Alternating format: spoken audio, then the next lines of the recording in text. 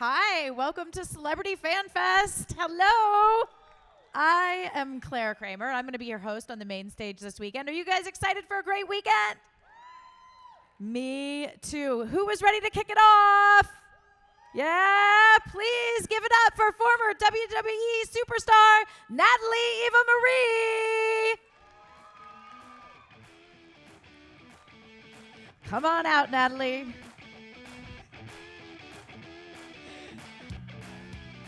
Hello, you are like officially the first guest here in San Antonio for the con. So we're like debuting here. Thank you so much. Thank Saturday you. morning. Yes. I know. Listen, you've been in this business a long time, and what always amazes me about people who have been involved with the WWE and Total Divas and everything, you guys are literally jacks of all trades. I feel like you have to be like so physically fit, such a good artist. You have to move at so many different speeds and keep so many things in your mind. What would you say is the toughest thing about being involved, with the WWE or doing that for a profession? I would have to say, well, first, I'm really excited to even be here. So, We're excited to have you. and to meet you and sit down with you. So, thank you guys for having me. But I think being in the WWE, by far the hardest thing to handle is the travel. Yeah. Everything else is just kind of like, you fall into it, you learn trial and error for sure. But the travel is insane. Like, we're on the road 290 days out of the year. And So- people don't realize that, I don't think. I don't think they do. No, and Yeah. because literally, I mean, every weekend when you're active in the organization, Yeah. you have different You're in- matches, right? Yeah, you're in different cities. So you have your live events that are non-televised, and then you have your Monday Night Raw and then SmackDown. So you're moving and you're going to different cities after each show. So you hop in your rent-a-car and you drive to the next city. So that's why the travel is brutal, because you're on different time zones and you're in a car for 4 hours to the next city. Right. So that by far That seems. What attracted you to wrestling? Like, back in 2012, 2013, when you were getting into Yeah. the sport, what drew you to it? Well, honestly, it's one of those things where it's like timing is everything. But I remember watching it when I was a little kid with all my brothers and Hulk Hogan, and when it was WWF at the time. But all of a sudden, they don't do it anymore. But they were doing a diva search in LA, and I was so attracted to WWE because it was everything that I wanted to do kind of infused into one. So my main dream was to be a professional soccer player. I went to college for it, and then I tore my ligaments in my ankle, and so that dream was pretty much done. And when the opportunity for WWE came about, I'm like, oh my God, it has everything. Not only do you have to be able to handle all of the physicality inside the ring, but you get to create this character and you get to perform in front of live audiences and travel the world.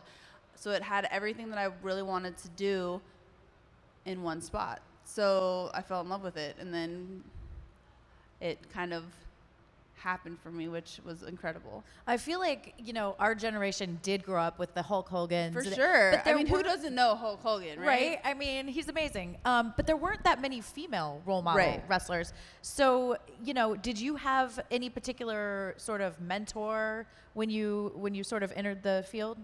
Like, did anybody take me under their wing? Yeah. Absolutely not.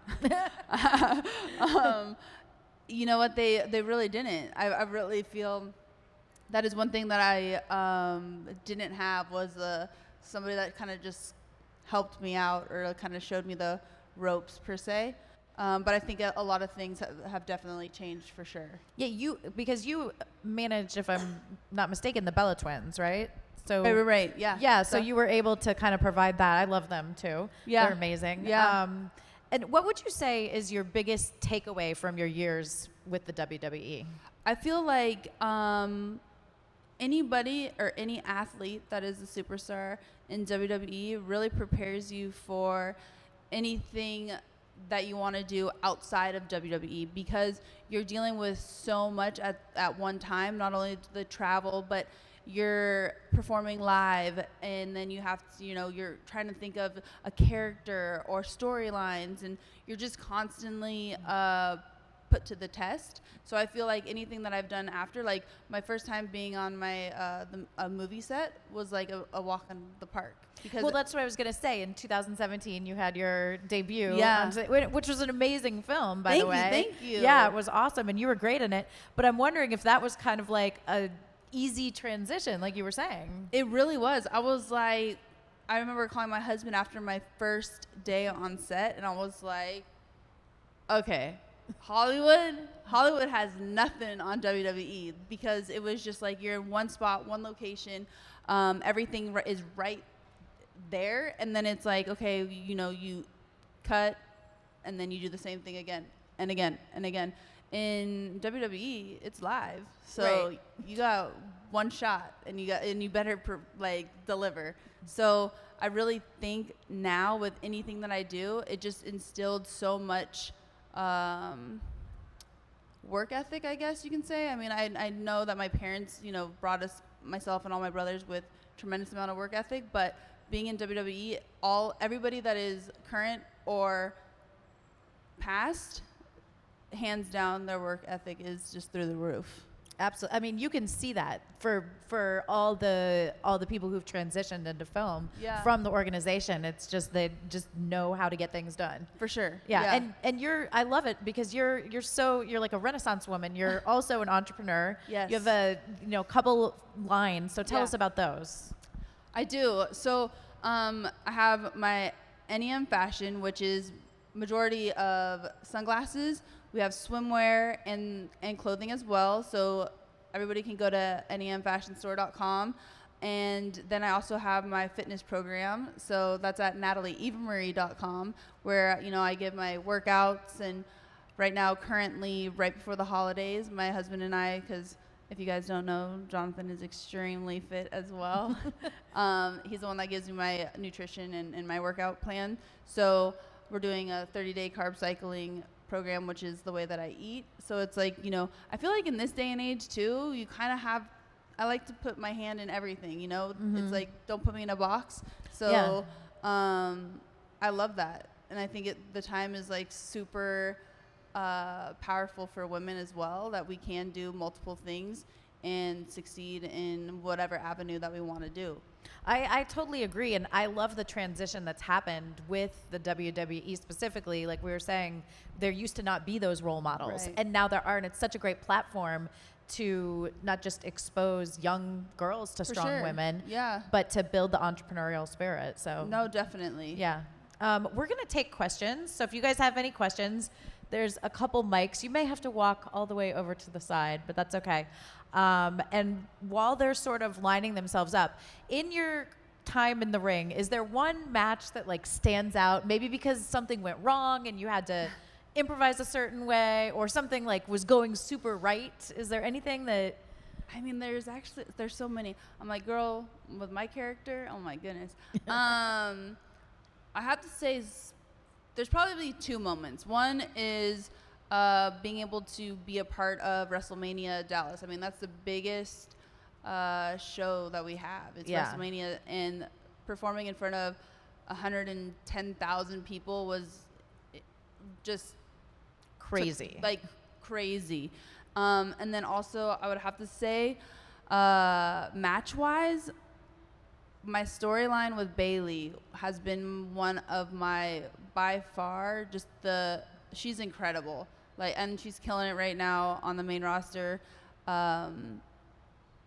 It was so much fun, but I learned a lot from her as well. So if anybody also, going back to your previous question, anybody took me under their wing, I would have to say that she definitely went above and beyond to help me out and kind of show me the ropes and help me any way that she possibly could to make that storyline come alive. And pop. Yeah. I love that. Hi, did you have a question? Hi. Hi.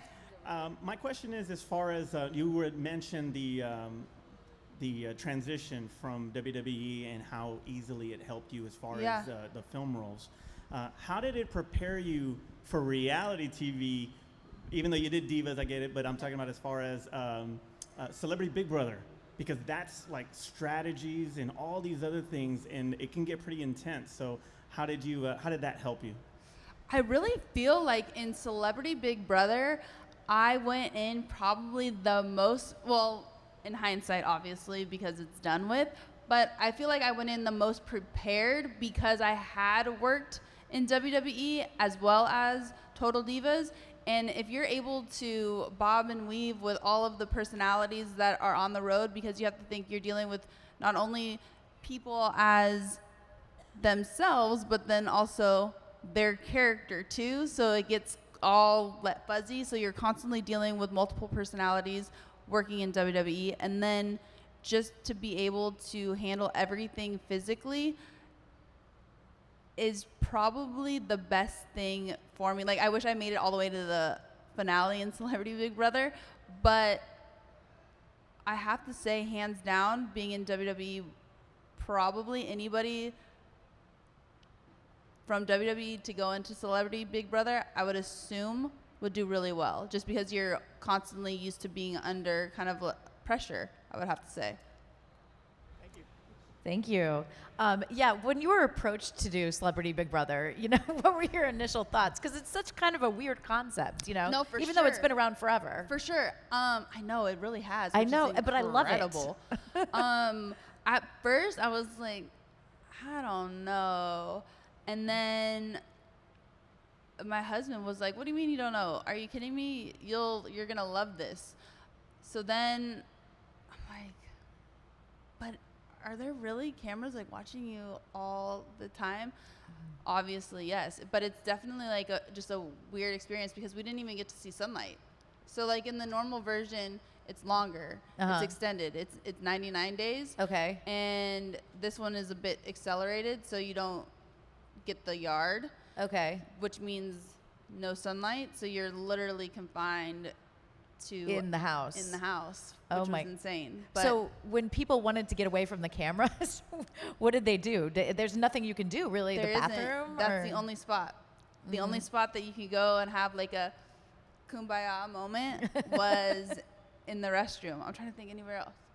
Yeah, in the restroom, and also in like anytime we went to go do our personal interviews, but you can't hide out in there. 'Cause Right. There's, you know, so I would say the bathroom is really your only spot, and the shower. But in the shower, you would still see our heads and our feet. Right. So you can't really. Yeah. So it was crazy. But I loved it. I had a blast. Yeah.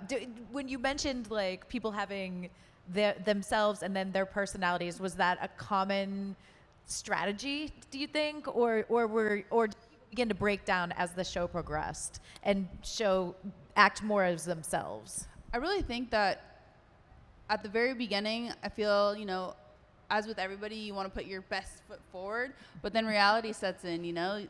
You're sleeping with people that you don't know, you're tired, you're getting pushed, you have no idea like what's really going on, or are you getting lied to. So people's true kind of, I wouldn't say their personalities, but it's just like when you're faced with kind of different adversity, like you tend to react differently. So that definitely layers started to peel back on certain people. And plus there's so many factors, especially, you know, dealing with like not knowing what's going on at home, and anybody that has children. So like I was really lucky because I don't have kids, so I was never worried about my kids or what's going on, or do they miss me, or is everything going okay. So I feel like that was a huge benefit for my own mental game, because for everybody that has kids, I feel like that would be really, really tough. It would take a lot of space in your mind when you really don't have time to think about anything else except the game. Right. No, absolutely. Because there's zero contact with the outside world. Zero. None. That's crazy. I know. I'm like, really? Is that true? So But what's the first thing you did when you left? Called my husband. Yeah, that was the first thing I did, and then my parents, of course. Yeah. So it was very nice to have a awesome home cooked meal. Yeah, yeah. So now going back to sort of the acting arena for you, what do you look for in projects, and what are you interested in sort of getting into? Well, I mean, I love everything, honestly. Anything action is something that I, really, really love. But I actually just finished a TV series called Paradise City with, oh my God, there's so many people that I'm like, oh my God, how am I even in this? Drea De Matteo from Sons of Anarchy and Sopranos is in it. She's phenomenal. She's amazing. I love her. Amazing. Bella Thorne's in it. I actually am, I play her love interest. So it's really cool, and it's totally different than Inconceivable, my first role ever. I mean, I was, very much, I had black hair, completely different than this character that you guys will see in 2020, which I'm really excited about. And I have purple hair in it. So you were rocking the purple hair. I love it. Thank you. I think, it's just like the story, and that's what WWE also taught me is like everything that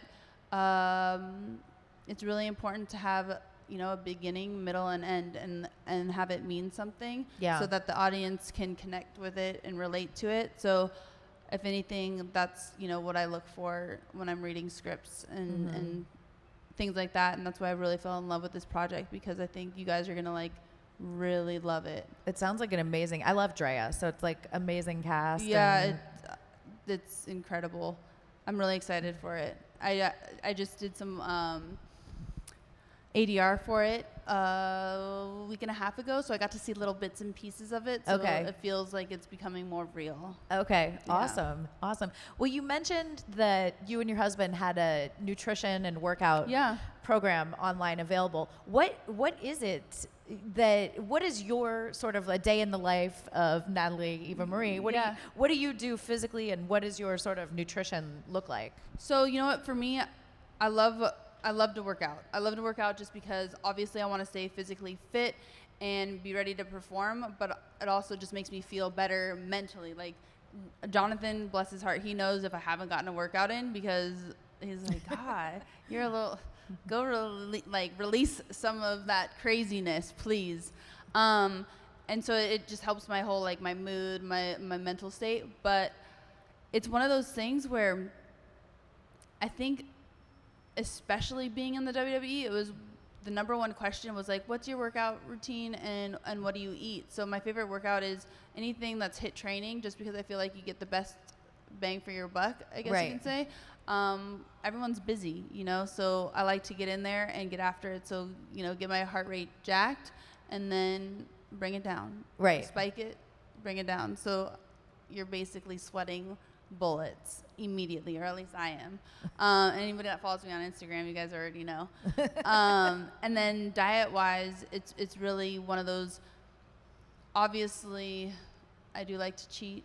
Everybody does, but it's very much one of those things in moderation. So that's why with our carb cycling challenge, it teaches everybody how to consume the right foods for their specific body, because all of us are extremely different. So as much as I eat, and what I eat is going to be completely different how my body digests than what you need.